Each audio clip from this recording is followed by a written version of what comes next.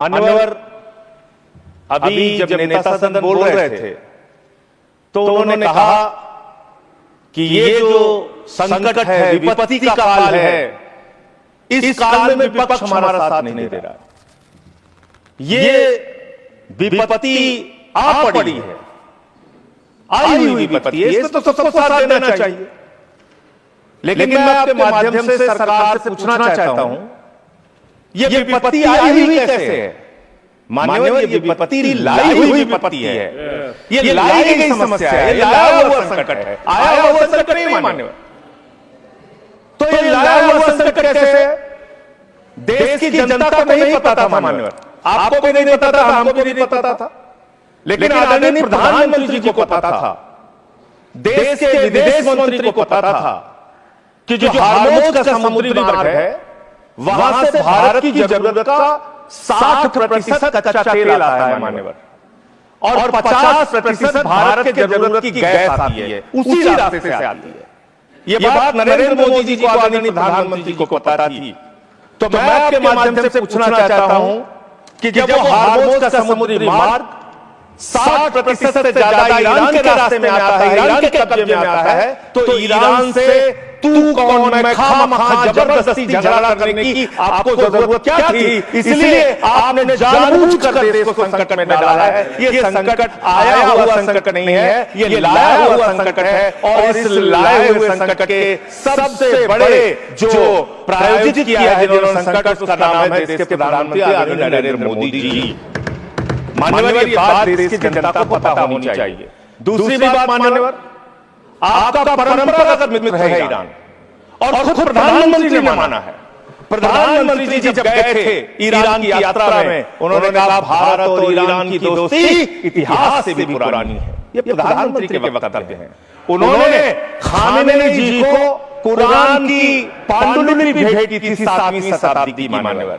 उन्होंने चाबार पोर्ट का समझौता किया, जिसका बखान प्रधानमंत्री ने खूब किया कि भारत का व्यापार बढ़ जाएगा, पाकिस्तान की अब हमें जरूरत नहीं पड़ेगी, अब हम अपना एक अलग रास्ता बना के और भारत के व्यापार को बढ़ाएंगे। और वहां पर सरकार ने सैकड़ों करोड़ रुपए चाबार पोर्ट पे इन्वेस्ट किया।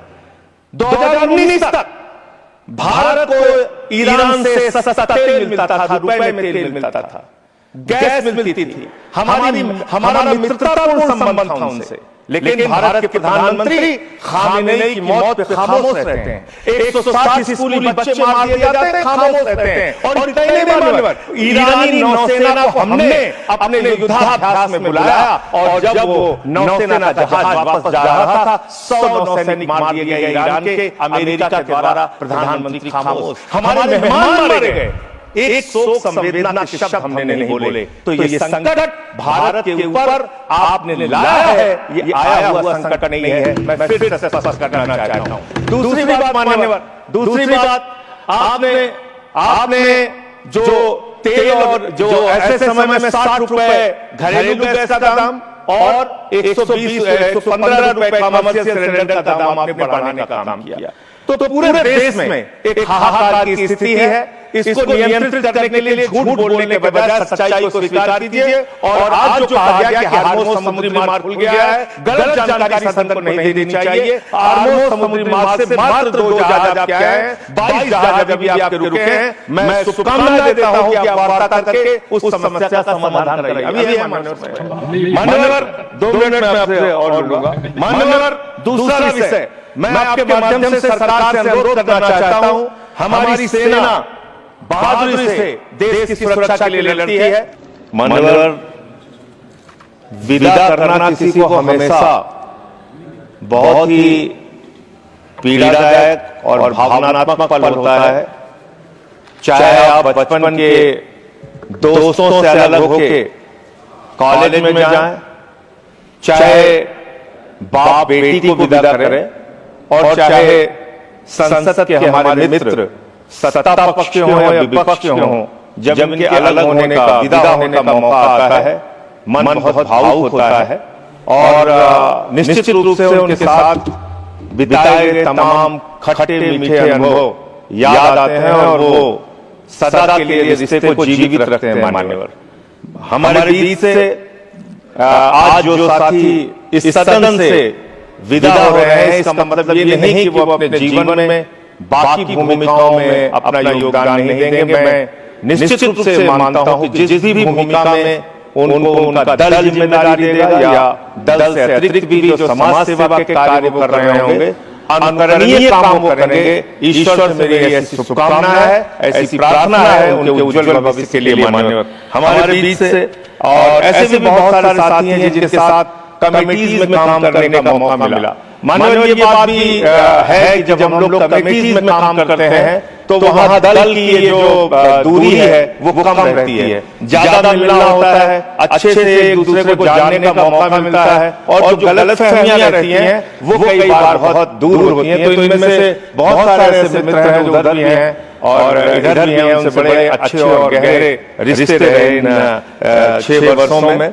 दिग्विजय सिंह जी जो रिटायर हो रहे हैं, राष्ट्रीय हो जाएगा, बल्कि राष्ट्रीय पशु नहीं, बल्कि हम तो ये कहते हैं कि राष्ट्रीय माता होनी चाहिए, क्योंकि गाय जो है वो उनकी माता है, तो राष्ट्रीय माता होनी चाहिए। पशु तो एक जानवर में आ गया, जो माँ है वो जानवर नहीं हो सकता, तो इसलिए जो है ना राष्ट्रीय की माता होनी चाहिए और इसको लागू करनी चाहिए। मुन्ना भाई हमारे वो भी हमारे साथ कमेटी में रहे, अंजू बाला जी, सुमेर सिंह जी, हमारे प्रेमचंद गुप्ता जी, आदरणीय प्रेमचंद गुप्ता जी, सुरेश रेड्डी जी, संगमम जी, अब्दुल्ला जी, सीमा द्विवेदी जी जो हमारे जौनपुर से हैं, उत्तर प्रदेश से, राम जी। मैं इन सब और जो भी और बाकी सदस्य जिनका मैं नाम नहीं ले पा रहा हूं, उनके लिए उज्जवल भविष्य की मैं शुभकामनाएं करने के साथ साथ मान्यवर आपसे एक विनती और प्रार्थना करना चाहता हूं, एक अनुरोध करना चाहता हूं। मान्यवर सभापति जी, कृपा करके एक 30 सेकंड की गुजारिश है सर आपसे। चेयर सर, एक 30 सेकंड की गुजारिश है सर आपसे। सॉरी सर, ये साथी जो आज रिटायर हो रहे हैं, पहले ये व्यवस्था थी कि जो भी हमारे सदन से रिटायर होते थे लोग, उनको इस दरवाजे के बाहर तक आने की इजाजत थी सर।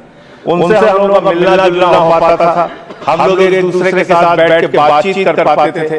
आज जो लोग रिटायर हो रहे हैं, इनके लिए भी ये बंदिशें समाप्त की जाए। पहले जैसे हमारे एमपी आ पाते थे, वैसे ही उनके आने की व्यवस्था कर दीजिए। आपकी बड़ी कृपा होगी, ऐसी मैं आपसे प्रार्थना करता हूँ। और अंत में मैं आदरणीय हरवंश जी का बहुत आभारी हूँ, और इस बीच कभी उनसे कई बार बातचीत में मैं थोड़ा ज्यादा तेजी से बोलने की आदत है, तो उनसे कोई तलखी हुई हो तो मैं उसके लिए क्षमा प्रार्थी हूं सर।